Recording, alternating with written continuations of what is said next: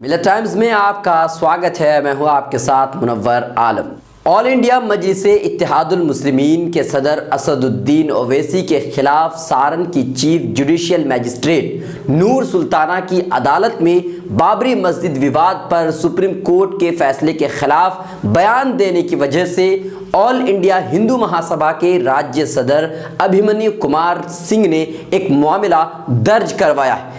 अभिमन्यु कुमार सिंह ने कल शाम अपनी शिकायत के खत में असदुद्दीन ओवैसी पर सुप्रीम कोर्ट के फैसले के खिलाफ आवाज उठाने समेत और भी कई इल्जाम लगाए हैं।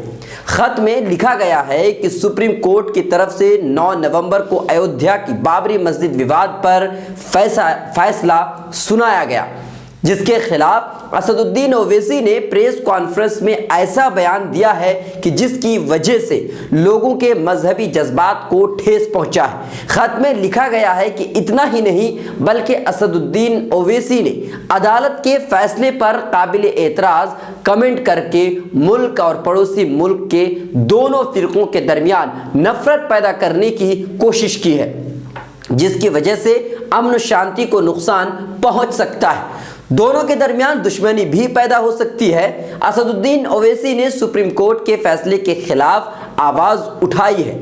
वो मुल्क से बगावत है और इसी वजह से ऑल इंडिया हिंदू महासभा के राज्य सदर अभिमन्यु कुमार सिंह ने 124A, 225A, 505AB के तहत मुकदमा दर्ज करवाया है। ये तो रही असदुद्दीन ओवैसी की बात, जिससे सुप्रीम कोर्ट के फैसले का एहतराम किया और साथ ही साथ उन्होंने कहा कि यह फैसला दलील और सबूतों की बुनियाद पर नहीं दिया गया है। उन्होंने यह भी कहा था कि हक है हमारा। सुप्रीम कोर्ट ने 5 एकड़ जमीन देने की भी बात कही थी। 5 एकड़ जमीन हमें नहीं चाहिए। उन्होंने कहा था कि हमें खैरात नहीं चाहिए। इसे लेकर ही ऑल इंडिया हिंदू महासभा के रियासती सदर अभिमन्यु कुमार सिंह ने मामला दर्ज करवाया है। इससे पहले सुप्रीम कोर्ट के कई ऐसे फैसले हैं जिनके खिलाफ लोगों ने जमकर हंगामा काटा था, जिसकी वजह से सुप्रीम कोर्ट को अपना फैसला भी वापस लेना पड़ा था। पर उन लोगों के खिलाफ कभी FIR नहीं हुआ, मुकदमा दर्ज नहीं किया गया। पर असदुद्दीन ओवैसी के खिलाफ कार्रवाई क्यों?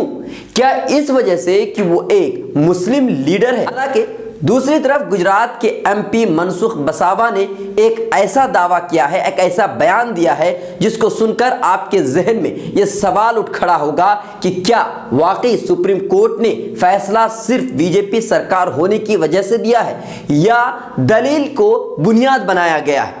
मनसुख वसावा ने कहा है कि सेंटर में हमारी सरकार है, इसीलिए फैसला हिंदुओं के हक में आया है। मनसुख वसावा का ये बयान ना सिर्फ हैरान करने वाला है बल्कि अदालत पर मोदी सरकार की कितनी पकड़ है इसकी तरफ भी इशारा करता है। उन्होंने कहा कि राम मंदिर निर्माण करने के लिए रास्ता साफ होने का पूरा क्रेडिट बीजेपी को जाता है। उनका कहना है कि सुप्रीम कोर्ट ने ऐसा फैसला इसलिए सुनाया क्योंकि सेंटर में बीजेपी की सरकार है। मनसुख वसावा वो शख्स हैं जो 6 मरतबा भरूच गुजरात से मेंबर ऑफ पार्लियामेंट बने हैं, सीनियर लीडर। अगर इस तरह की बात करते हैं तो यकीन मानिए उनकी बातों में, उनके बयान में कुछ ना कुछ सच्चाई जरूर है।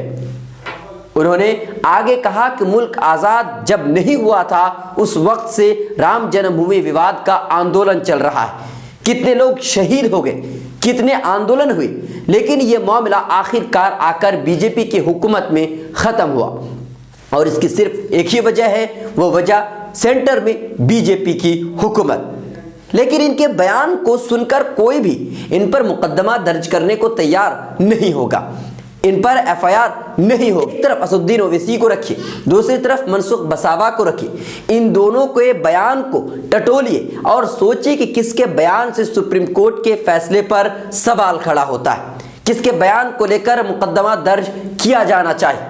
पर कोई भी मनसुख वसावा पर FIR या मुकदमा दर्ज करने को तैयार नहीं होगा, क्योंकि मनसुख वसावा बीजेपी का एक कद्दावर नेता है और असदुद्दीन ओवैसी एक मुस्लिम लीडर है।